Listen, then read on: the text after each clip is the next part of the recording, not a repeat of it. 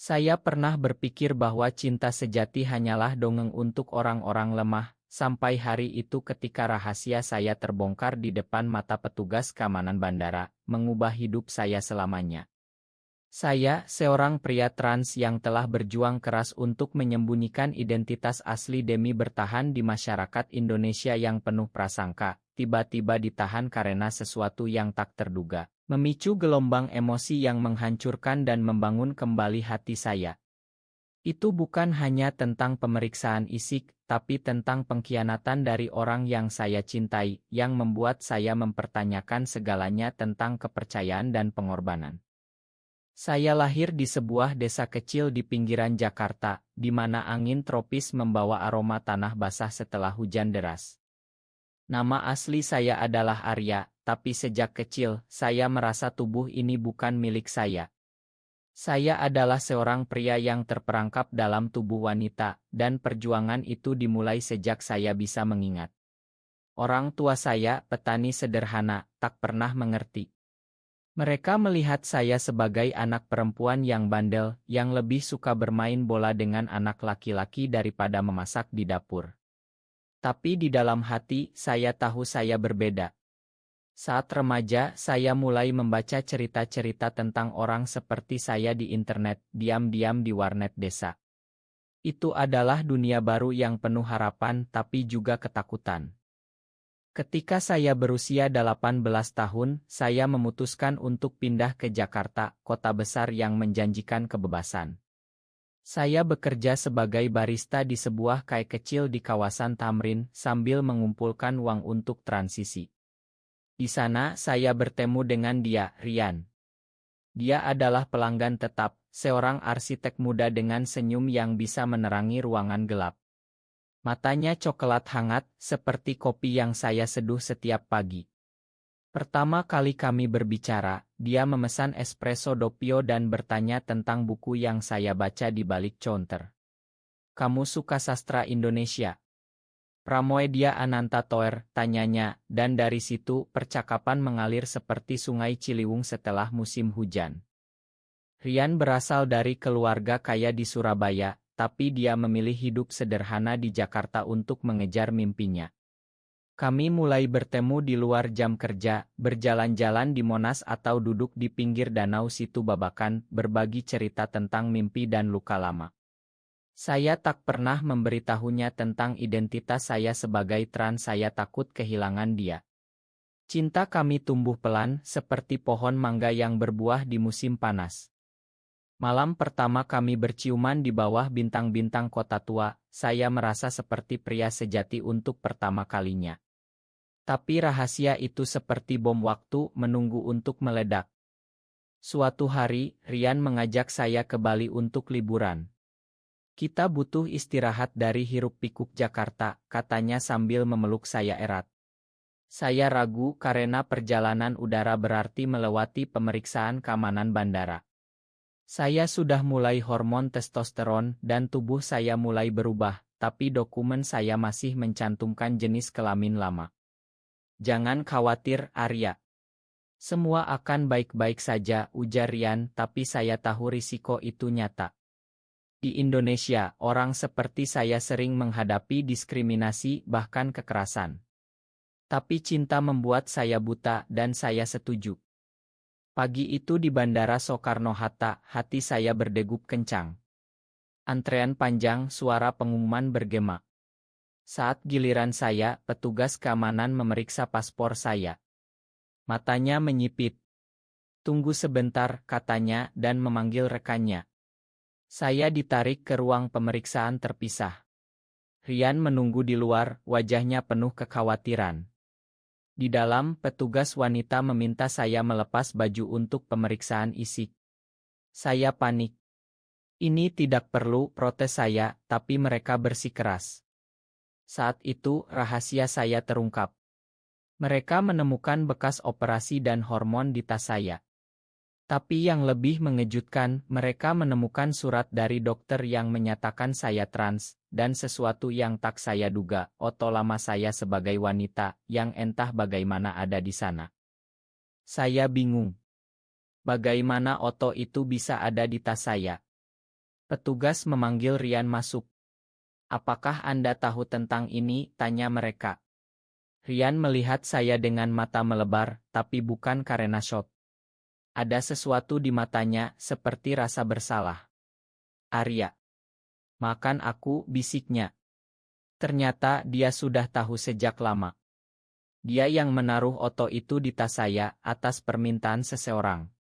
Pengkhianatan itu seperti pisau menusuk hati. Siapa?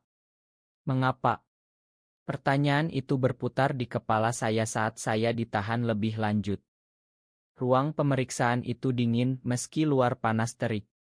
Petugas bertanya banyak hal. "Anda pria trans. Mengapa tak ubah dokumen?" Saya jelaskan bahwa proses di Indonesia rumit, butuh waktu dan uang. Tapi pikiran saya tertuju pada Rian. Dia duduk di seberang, tangannya gemetar. "Kenapa kau lakukan ini?" tanya saya dengan suara parau. Dia menunduk. "Ini karena keluargaku. Mereka tahu tentang kita dan mereka tak setuju. Ayahku. Dia punya pengaruh di pemerintahan. Dia ingin memisahkan kita dengan cara ini." Hati saya hancur. Cinta yang saya pikir murni, ternyata tercemar oleh tekanan keluarga. Di Indonesia, di mana nilai tradisional masih kuat, hubungan sesama jenis sering disembunyikan. Apalagi dengan saya yang trans. Rian menceritakan semuanya, bagaimana ayahnya menyewa detektif untuk menggali masa lalu saya, dan memaksa Rian untuk bekerja sama agar tak kehilangan warisan. "Aku cinta padamu, Arya. Tapi aku takut," katanya sambil menangis. Saya ingin marah, tapi melihat air matanya, kemarahan itu meleleh menjadi kesedihan. Petugas, setelah memeriksa dokumen, memutuskan untuk melepaskan saya dengan peringatan. "Ubah dokumen Anda secepatnya," kata mereka. Tapi penemuan itu telah mengubah segalanya. Kami keluar dari bandara, tapi hubungan kami retak. Di taksi menuju hotel, kami diam. Saya memandang keluar jendela, melihat lalu lintas Jakarta yang macet, seperti hati saya yang terjebak. Apakah cinta ini bisa bertahan? Atau ini akhir dari segalanya? Malam itu di hotel, kami berbicara panjang. Rian meminta maaf berulang kali. "Aku salah, Arya. Aku seharusnya melawan keluargaku." Saya ceritakan perjuangan saya, bagaimana saya kabur dari desa, hidup sendirian, dan menemukan identitas saya. Dia mendengarkan dan untuk pertama kalinya, saya merasa benar-benar dilihat. Tapi luka pengkhianatan itu dalam. "Bagaimana aku bisa percaya lagi?" tanya saya. Dia memegang tangan saya. "Biarkan aku buktikan." Keesokan harinya, kami pergi ke Bali seperti rencana. Pantai Kuta menyambut kami dengan ombak biru dan angin segar. Di sana, di bawah matahari terbenam, kami mulai membangun kembali. Tapi bayang-bayang masa lalu masih ada. Saya tahu ini baru permulaan dari perjuangan yang lebih besar. Di Bali, Pulau Dewata yang penuh mitos dan keindahan, kami mencoba menyembuhkan luka. Ila kecil di Ubud menjadi tempat perlindungan kami. Sawah terasering hijau membentang, seperti lukisan alam yang hidup. Rian menyewa sepeda motor, dan kami menjelajahi pulau itu bersama. "Lihat ini, Arya. Ini seperti awal baru," katanya saat kami berhenti di Tegalalang. Saya tersenyum, tapi hati saya masih ragu. Pengkhianatan di bandara seperti duri yang tertancap dalam. Malam-malam kami dihabiskan berbicara tentang masa depan. Rian bercerita tentang impiannya membangun rumah ramah lingkungan di pinggir kota. "Aku ingin kita tinggal bersama, tanpa rahasia," ujarnya. Saya ceritakan mimpi saya, menjadi advokat untuk komunitas trans di Indonesia, membantu orang-orang seperti saya yang tersisih. Di Bali, di mana budaya Hindu yang toleran bercampur dengan tradisi lokal, saya merasa lebih bebas. Kami mengunjungi Pura Besakih, berdoa bersama. "Tuhan tahu hati kita," bisik Rian. Tapi kedamaian itu tak bertahan lama. Suatu sore, telepon Rian berdering. Itu ayahnya. Saya mendengar suaranya yang marah dari seberang. Kembalilah ke Surabaya sekarang juga. Jangan buang waktu dengan orang seperti itu. Rian mematikan telepon, wajahnya pucat. Dia tahu kita di sini, katanya. Ternyata ayah Rian telah mengirim orang untuk mengawasi kami. Pengkhianatan kedua ini membuat saya marah. Kau bilang kau akan melawan, tapi kau masih takut, bentak saya. Kami bertengkar hebat malam itu. Hujan deras mengguyur Ila, seperti air mata langit. Rian menangis, aku tak ingin kehilanganmu, tapi keluargaku adalah segalanya. Saya merasa dikhianati lagi. Cinta bukan tentang memilih, Rian. Ini tentang berdiri teguh. Saya keluar ke teras, basah kuyup, memandang kegelapan. Di Indonesia, di mana keluarga adalah pondasi masyarakat, pilihan seperti ini sering menghancurkan hubungan. Tapi saya tak mau menyerah. Keesokan paginya, Rian memutuskan untuk menghadapi ayahnya. Aku akan pulang ke Surabaya dan bicara langsung, katanya. Saya ikut meski takut. Perjalanan kembali ke Jakarta, lalu ke Surabaya, penuh ketegangan. Di pesawat, tangan kami saling genggam. Apapun yang terjadi, aku cinta padamu, bisiknya. Saya mengangguk, tapi hati saya bergejolak. Di Surabaya, rumah keluarga Rian seperti istana besar, dengan taman luas dan pelayan. Ayahnya, seorang pengusaha sukses, menyambut kami dengan tatapan dingin. Kau bawa siapa ini? Tanyanya, memandang saya seolah saya hama. Rian memperkenalkan saya sebagai pacarnya. Ruangan hening. Ibu Rian menangis pelan di sudut. Ayahnya meledak, ini tak bisa diterima. Di keluarga kita, tak ada tempat untuk kelainan seperti ini. Debat sengit terjadi. Ayah Rian menyebut saya penipu karena identitas trans saya. Dia bukan pria sungguhan, katanya. Saya berdiri teguh. Saya adalah pria, Pak. Cinta kami nyata. Rian membela saya, ayah, tolong pahami. Ini bukan pilihan, ini siapa kami. Tapi ayahnya tak bergeming. Dia mengultimatum, pilih Rian. Keluarga atau dia. Malam itu, Rian dan saya berpisah sementara. Saya tinggal di hotel kecil di Surabaya, merasa sendirian. Telepon saya berdering, teman lama dari Jakarta, seorang aktis. Arya, kau harus kuat. Banyak yang seperti kalian. Kata-katanya memberi harapan. Tapi saat malam semakin larut, keraguan muncul. Apakah ini layak? Apakah cinta ini terlalu mahal? Pagi berikutnya, Rian datang ke hotel dengan mata bengkak. Aku memilihmu, Arya. Katanya. Dia telah bertengkar hebat dengan ayahnya dan memutuskan untuk mandiri. Kita mulai dari nol. Hati saya meleleh. Kami berpelukan dan untuk pertama kalinya saya merasa aman. Tapi saya tahu ini baru awal konflik yang lebih besar. Kami kembali ke Jakarta, menyewa apartemen kecil di Kemang. Rian mulai mencari pekerjaan baru, sementara saya melanjutkan transisi. Tapi bayang-bayang keluarga Rian masih menghantui. Surat ancaman datang, hentikan ini atau kau akan menyesal. Siapa pengirimnya? Kami curiga ayah Rian. Ketegangan meningkat, seperti badai yang mendekat. Suatu hari, saat saya di KAE, seorang pria asing mendekat. Arya. Saya dari keluarga Rian. Tinggalkan dia atau kami akan publikasikan rahasiamu. Ancaman itu nyata. Saya panik tapi tak bilang pada Rian. Saya ingin melindunginya.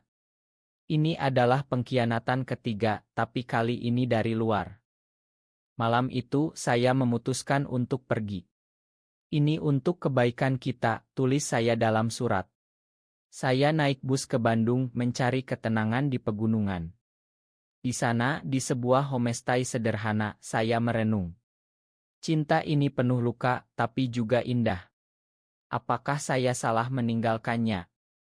Di Bandung, kota bunga yang sejuk, saya mencoba melupakan. Udara dingin menyegarkan, tapi hati saya beku. Saya bekerja sebagai relance writer, menulis artikel tentang isu sosial, termasuk hak LGBT di Indonesia. Setiap kata yang saya tulis adalah terapi, mengingatkan saya pada perjuangan. Tapi malam-malam, mimpi tentang Rian menghantui. Senyumnya, pelukannya, pengkhianatannya. 2 minggu kemudian, Rian muncul di depan pintu homestay. "Bagaimana kau temukan aku?" tanya saya kaget. Dia tersenyum lemah. "Aku tahu kau suka Bandung. Dan aku tak bisa hidup tanpamu." Dia ceritakan bagaimana dia mencari saya, menelepon teman-teman, bahkan menghadapi ayahnya lagi. Aku bilang padanya jika dia tak terima, aku tak butuh warisan. Kata-katanya menyentuh hati saya. Kami berbicara berjam-jam di teras sambil minum teh hangat. Rian mengaku kesalahannya, "Aku lemah, Arya. Tapi sekarang aku siap bertarung." Saya ceritakan tentang ancaman itu. Matanya membara. "Itu pasti ayahku. Kita hadapi bersama." Untuk pertama kalinya, kami merasa seperti tim. Cinta kami yang sempat retak mulai menyatu lagi. Kami kembali ke Jakarta bersama. Kali ini kami bergabung dengan komunitas LGBT di kota. Pertemuan di sebuah kai rahasia di Menteng, di mana orang-orang seperti kami berbagi cerita. Ada pasangan gay, trans, lesbian, semua berjuang di bawah tekanan masyarakat. "Kalian inspirasi," kata seorang teman. Itu memberi kami kekuatan. Tapi konflik belum berakhir. Ayah Rian mengirim pengacara, menuntut Rian kembali. "Ini warisan keluarga," katanya. Rian menolak. Malam itu kami mendapat telepon anonim, "Hati-hati di jalan." Paranoia melanda. Saat berjalan di malam hari, sebuah mobil hampir menabrak kami. Apakah ini kebetulan? Atau ancaman nyata? Kami lapor polisi, tapi di Indonesia, kasus seperti ini sering diabaikan. "Bukti kurang," kata mereka. Kami semakin dekat, tapi ketakutan tumbuh. Rian memeluk saya erat. "Apapun yang terjadi, kita bersama." Romansa kami sekarang dicampur adrenalin seperti film thriller. Suatu hari, saya mendapat undangan konferensi di Yogyakarta. "Ini kesempatan bagimu," kata Rian. Saya ragu, tapi dia meyakinkan. Aku ikut. Perjalanan ke Yogya penuh harapan. Di kereta, kami berbagi mimpi. "Bayangkan suatu hari Indonesia lebih toleran," bisik saya. Di konferensi, saya bertemu aktivis hebat. Saya berpidato tentang pengalaman saya sebagai trans di masyarakat konservatif. Tepuk tangan meriah. Rian bangga. Tapi di sana saya bertemu mantan Rian, seorang pria bernama Dito. Dia mendekat. "Rian pernah bilang kau spesial." Ada nada iri di suaranya. Malam itu Dito mendekati Rian. Saya melihat mereka berbicara intens. Kecemburuan muncul. "Apa yang kalian bicara?" tanya saya. Rian menjawab, "Hanya masa lalu." Tapi saya curiga. Keesokan Dito kirim pesan ke saya, "Rian pernah janji padaku.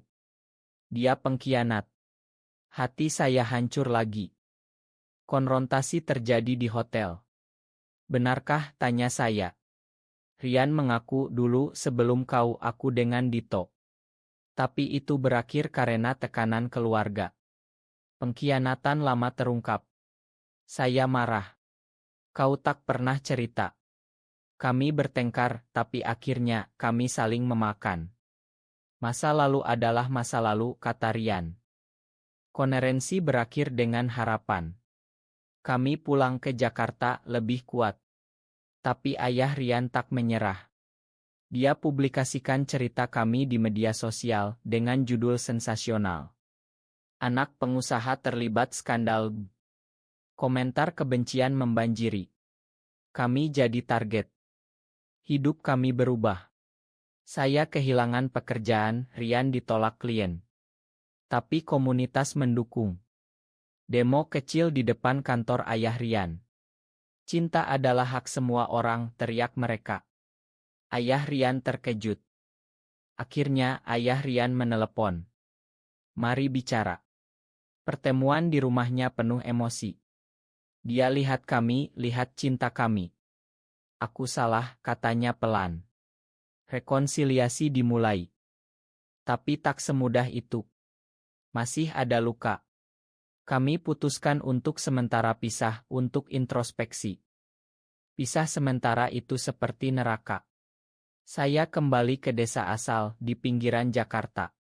Orang tua saya yang lama tak bertemu menyambut dengan campur aduk. Kau sudah berubah, kata ibu memandang tubuh saya yang lebih maskulin. Saya ceritakan semuanya, tentang Rian, pengkhianatan, perjuangan. Ayah diam, tapi malam itu dia bilang, aku tak paham, tapi kau anakku. Di desa saya membantu di sawah, merenung. Alam Indonesia yang hijau memberi kedamaian. Tapi rindu pada Rian menyiksa. Kami telepon setiap malam berbagi cerita. Aku rindu pelukmu, katanya. Cinta kami tumbuh lebih dalam melalui jarak. Sementara itu, Rian menghadapi keluarganya. Dia bekerja keras, membuktikan diri tanpa warisan. Aku bangun bisnis sendiri, ceritanya. Ayahnya mulai melunak melihat keteguhan Rian. Suatu hari, berita besar, Mahkamah Konstitusi Indonesia bahas hak LGBTI. Kami ikut kampanye online. Saya tulis artikel, Rian desain poster. Ini memberi tujuan baru. Tapi musuh lama muncul, Dito. Dia hubungi saya, Rian milikku. Ternyata dia bekerja sama dengan ayah Rian dulu. Pengkhianatan ganda terungkap. Saya beritahu Rian. Kita hadapi, katanya. Kami bertemu lagi di Jakarta. Konfrontasi dengan Dito Dikai. Mengapa kau lakukan ini, tanya Rian. Dito mengaku aku masih cinta padamu. Tapi Rian tegas, cintaku untuk Arya. Dito pergi tapi ancamannya berakhir. Hubungan kami pulih. Kami tinggal bersama lagi di apartemen kecil. Romansa mekar, makan malam romantis di rooftop, jalan-jalan di pantai Ancol. Kau adalah duniaku, bisik Rian. Tapi klimaks datang, ayah Rian sakit. Rian pergi ke Surabaya. Ikutlah, katanya. Di rumah sakit, ayah Rian minta maaf. Aku takut kehilanganmu, jadi aku salah. Rekonsiliasi penuh air mata. Terima Arya sebagai keluarga, katanya. Ayah pulih dan keluarga menerima kami. Pesta kecil diadakan dengan makanan tradisional Indonesia, rendang, sate, nasi goreng. Teman-teman datang menciptakan momen indah. Tapi tak semua bahagia. Di masyarakat, diskriminasi masih ada. Kami hadapi celaan tapi bersama kami kuat. Suatu hari, saya usul, mari kita kawin di luar negeri. Rian setuju. Perencanaan dimulai penuh kegembiraan. Tapi sebelum itu, tantangan terakhir, pemeriksaan bandara lagi. Kali ini untuk pergi ke Singapura. Saya gugup ingat trauma lama. Tapi dokumen saya sudah diubah. Petugas tersenyum, selamat jalan. Di pesawat, Rian pegang tangan saya. Ini awal baru. Cinta kami setelah badai lebih kuat. Kembali ke Indonesia, kami jadi panutan. Saya buka pusat dukungan trans, Rian desain bangunan inklusi. Hidup tak sempurna, tapi penuh harapan. Cinta menang atas pengkhianatan. Tahun berlalu, tapi kenangan bandara itu tetap hidup. Kami sekarang tinggal di rumah kecil di Bogor, dikelilingi kebun teh. Rian sukses dengan Irma arsiteknya, fokus pada desain ramah LGBTI. Saya jadi aktivis penuh waktu berbicara di seminar, membantu pemuda trans. Tapi masa lalu kadang muncul. Surat dari Dito, makan aku. Kami abaikan, fokus pada masa depan. Suatu hari, kami adopsi anak yatim dari panti asuhan. Kita beri dia rumah penuh cinta, kata Rian. Anak itu, seorang bocah laki-laki bernama Budi, membawa kegembiraan. Mengajarinya nilai toleransi di tengah masyarakat Indonesia yang perlahan berubah. Konflik kecil masih ada, tetangga yang curiga, tapi kami hadapi dengan senyum. Cinta kami sah, kata kami. Puncak emosi datang saat ulang tahun pernikahan kami. Di Bali lagi kami ulang sumpah. Dalam suka dan duka, bisik Rian. Air mata bahagia mengalir. Tapi tragedi menyusul, ayah Rian meninggal. Di pemakaman kami berdiri bersama. Warisan diberikan tapi Rian donasikan sebagian untuk komunitas LB. Ini untukmu ayah, katanya. Hidup berlanjut. Kami trail ke Lombok menikmati Pantai Pink. Di sana kami renungkan perjalanan kami dari pengkhianatan ke pengampunan. Saya tulis buku tentang cerita kami jadi bestseller. Banyak yang terinspirasi. Terima kasih Arya, kata pembaca. Tapi di balik sukses ada kerapuhan. Saya sakit, komplikasi dari transisi. Rian setia di sisi saya. Kau tak sendirian. Pemulihan lambat, tapi cinta kami obat terbaik. Akhirnya, kami buka KL di Jakarta. Tempat aman untuk semua. Musik dangdut Remi bermain, makanan usion Indonesia. Di KAI itu, kami bertemu pasangan muda seperti kami dulu. Jangan menyerah, nasihat kami. Cinta kami sekarang simbol harapan. Di Indonesia, perubahan lambat, tapi kami bagian dari itu. Waktu berlalu, dan cerita kami jadi legenda di komunitas. Budi tumbuh jadi remaja pintar, bangga pada dua ayahnya. Kalian pahlawan, katanya. Tapi akhir tak selalu bahagia sempurna. Saya diagnosis penyakit kronis. Waktu terbatas, kata dokter. Rian hancur, tapi kuat. Kita jalani bersama. Hari-hari terakhir penuh kenangan. Kami kembali ke bandara, tempat semuanya dimulai. Ingat hari itu, tanya Rian. Saya tersenyum. Itu yang bawa kita ke sini. Di akhir, saya pergi damai, dikelilingi cinta. Rian lanjutkan perjuangan dengan Budi. Kematian saya bi kematian, tapi pesan tetap, cinta tak kenal batas, bahkan di tengah pengkhianatan. Indonesia berubah, hak maju. Cerita kami bagian dari itu. Akhir yang personel, penuh harapan.